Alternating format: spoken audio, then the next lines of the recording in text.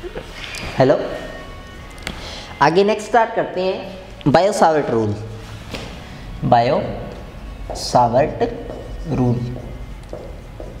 Biot-Savart rule की अगर बात करें तो बायो-सावर्ट ने सबसे पहले ये बताया था कि मान लो आपके पास कोई वायर है, जैसे ये कोई वायर है और इस वायर के अंदर, वायर विजिबल तो है ना, ठीक है, इस वायर के अंदर मान लो कि करंट फ्लो कर रही है आई। क्लियर? इस वायर के अंदर जो करंट फ्लो कर रही है वो कितनी फ्लो कर रही है? करंट फ्लो कर रही है आई।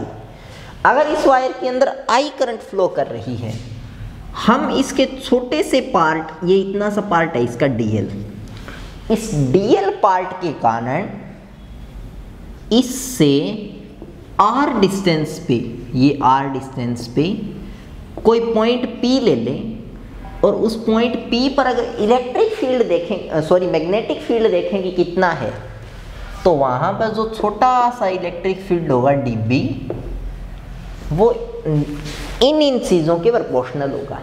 सबसे पहले तो इस वायर के अंदर जितनी ज़्यादा करंट होगी उस पॉइंट पे मैग्नेटिक फील्ड उतना ही ज़्यादा होगा। फिर उस वायर के, अब देखो इस वायर से अगर डिस्टेंस ज़्यादा होगी इस पॉइंट की, अगर ये यहाँ पर होगा तो बहुत कम इलेक्ट्रिक फील्ड होगा, वायर तो यहीं रह गया, और अगर पॉइंट यहाँ से है तो जो फील्ड है वो काफ़ी ज़्यादा होगा। तो कहने का मतलब हुआ डीबी है वो एंटी प्रोपोर्शनल होता है 1/r² के। ये बताया बायो-सावर्ट ने। एक उन्होंने ये बताया कि डीबी है वो डीएल के भी प्रोपोर्शनल होता है।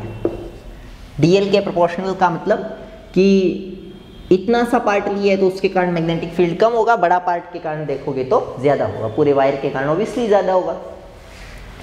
उन्होंने बताया कि डीबी है वो साइन थीटा के भी प्रोपोर्शनल होता है। ये थीटा एंगल है इनके बीच का, और ये एंगल अगर 0 डिग्री है, 0 डिग्री का मतलब ये वायर के अगर ऊपर ही है पॉइंट कहीं, तो मैग्नेटिक फील्ड 0 होगा। क्यों? क्योंकि कोई वायर का अपने ऊपर कभी मैग्नेटिक फील्ड नहीं होता, और अगर ये 90 हो ये एंगल, तो मैग्नेटिक फील्ड है वो आपका कितना होगा? मैक्सिमम होगा। तो ये भी आपको ध्यान रखना है, डीबी प्रोपोर्शनल होगा किसके? साइन थीटा के। अब ये इक्वेशन 1, ये इक्वेशन 2, ये इक्वेशन 3 और ये इक्वेशन 4, इक्वेशन 1, 2, 3, 4, इनको मिला के आप क्या रिजल्ट निकाल सकते हो? By compiling equation first, second, third, fourth. अगर आप equation first, second, third, fourth को कंपाइल कर दो तो यहाँ से आप रिजल्ट निकाल सकते हो कि डीबी है वो प्रोपोर्शनल होता है आइडियल साइन थीटा अपॉन में r²। बाद में ये पता चला कि डीबी है वो प्रोपोर्शनल इक्वल होता है के आइडियल साइन थीटा अपॉन में r²। अब यहाँ एक चीज़ और, जो k है वो आपका प्रोपोर्शनलिटी कांस्टेंट है, k आपका प्रोपोर्शनलिटी कांस्टेंट है, और k की जो वैल्यू होती है वो होती है μ0 अपॉन में 4π। ये आपको ध्यान में रखना है। ये जो μ0 है ना, इसको कहते हैं मैग्नेटिक परमेबिलिटी। मैग्नेटिक परमेबिलिटी, जैसे उसमें एप्सिलॉन नॉट था ना, जो इलेक्ट्रिक फील्ड था उसके अंदर एप्सिलॉन नॉट था, वैसे ही इसके अंदर μ0 है। ठीक है, वैसे तो μ0 नहीं है, μ0 तो वैक्यूम के लिए है, ठीक है, और मीडियम के लिए क्या हो जाएगा? म्यू, मीडियम के लिए, और रिलेटिव क्या हो जाएगा? μr। ठीक है, और म्यू इज इक्वल टू क्या होता है? μ0 μr। ये सेम टू सेम वैसे ही है जैसे आपका क्या है? मैग्नेटिक फील्ड, इलेक्ट्रिक फील्ड है। ठीक है, तो आपका μ0 अपॉन में 4π इसको बोलते हैं k, और जो μ0 अपॉन में 4π है इसकी वैल्यू होती है 10⁻⁻⁷, यानी μ0 की वैल्यू होती है 4π × 10⁻⁷। कर लोगे इसको? कर लोगे। अच्छा, तो ये फॉर्मूला आ गया, तो फिर आपका फॉर्मूला क्या आ गया? फॉर्मूला आ गया आपका डीबी का μ0 अपॉन में 4π आइडियल साइन थीटा अपॉन में r²। That is the formula of magnetic field. Clear है इसको? ठीक है, यही आपका क्या है, बायो-सावर्ट रूल है। अब इस बायो-सावर्ट रूल को आप अगर वेक्टर फॉर्म में लिखना चाहो, इन वेक्टर फॉर्म, तो देखो dl sin थीटा है, ये एक टाइप का छोटा सा वेक्टर है जो और किसी को नहीं दिखा रहा, बस खुद को दिखा रहा है और खुद की डायरेक्शन को दिखा रहा है। और प्रोडक्ट अगर इनका क्रॉस करेंगे तो साइन थीटा को दिखा देगा। और अपॉन में आपका क्या है, आर स्क्वायर। ये इसका वेक्टर फॉर्म हो गया।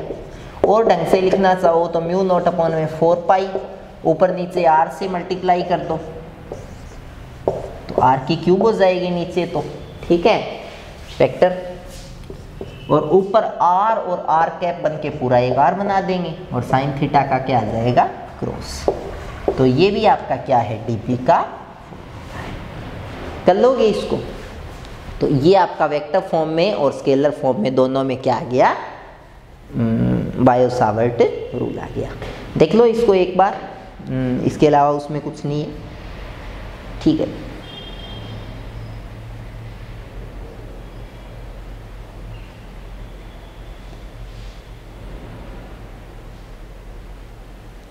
ओके। नेक्स्ट अगर बात करते हैं तो नेक्स्ट इसके अंदर एक चीज और, इसमें स्पेशल केसेस है।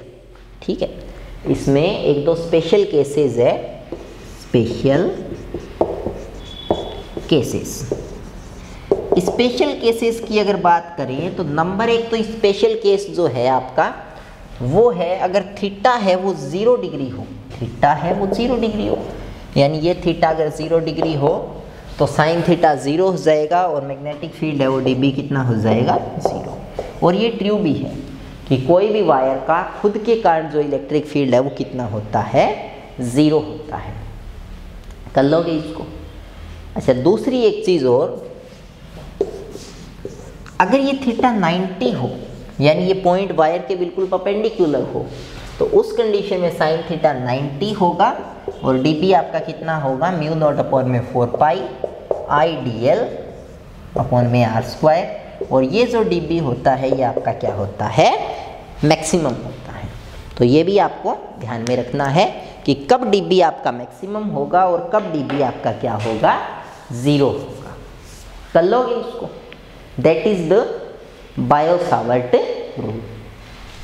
ठीक है, इसके अलावा बायो-सावर्ट रूल में और कुछ बताने जैसा नहीं है। देखो इसको एक बार,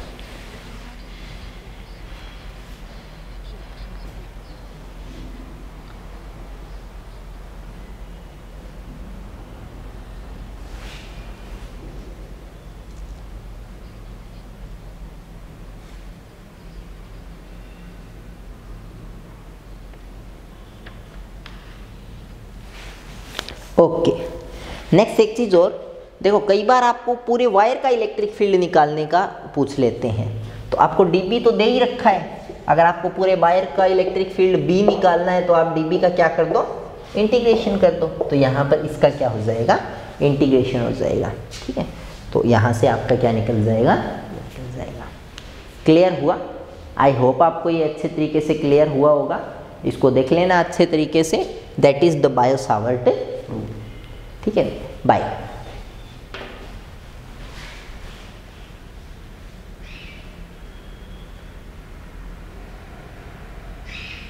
क्या हुआ?